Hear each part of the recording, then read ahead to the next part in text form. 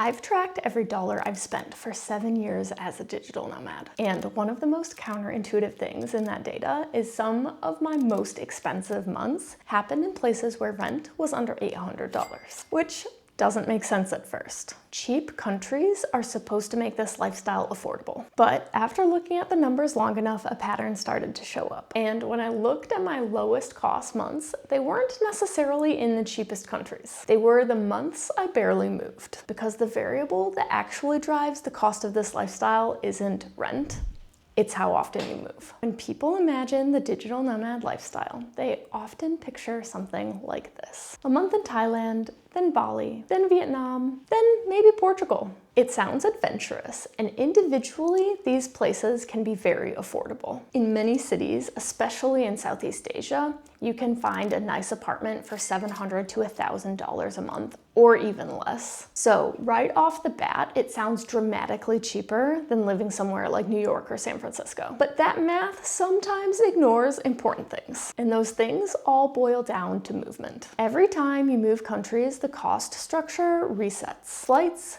airport transfers, short-term accommodation, SIM cards, and sometimes visas all start stacking up. And those costs can compound a lot faster than people expect. A single international flight might be $300, $500, maybe $800, depending on the route and how far in advance you book. If you're moving once a month, that means 12 flights per year. Let's say those flights average $400. That's already $4,800 annually.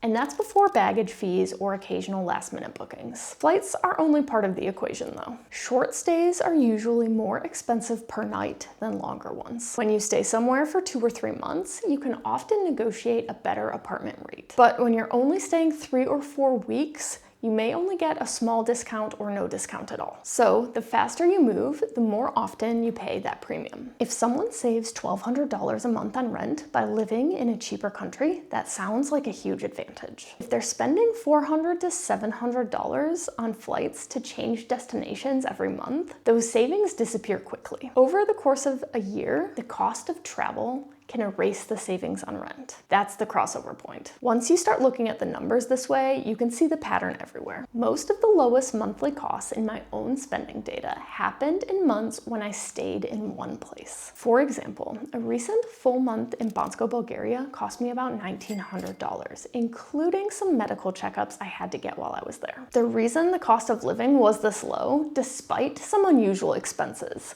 wasn't just the destination. It was the fact that I stayed there the entire month. No flights, no border crossings, no resets. When travel speeds up, spending tends to follow, even if the destination itself is inexpensive. That's why I usually think about this lifestyle in terms of regions instead of individual countries. Instead of bouncing across continents every few weeks, it often makes sense to spend more time within one geographic area. For example, 3 months across Southern Europe or several months within Southeast Asia. This might make overland travel an option or mean that flights between cities are less expensive. That difference alone can dramatically change the budget for a digital nomad. And this is a pattern I've seen repeat over and over again after 12 years of living this way across over 129 countries. The pattern in my own data is consistent. The months I moved less, I spent less, regardless of where I was. There's one thing I want to be honest about though. I'm not trying to live this lifestyle as cheaply as possible. I prioritize enjoyment. That sometimes means choosing a nicer apartment because it makes the workday better, or taking a relatively expensive flight somewhere that's hard to reach because I want to visit that destination. So my spending is not optimized for the absolute cheapest version of this lifestyle. And the other reality is that slower travel isn't always possible. Sometimes you're chasing a specific experience, meeting friends in another country, going somewhere that only works during a particular season, or there are visa limitations. So this isn't about minimizing every dollar. It's about understanding which variables actually matter so you can make your decisions intentionally. Because a lifestyle that can look cheap on paper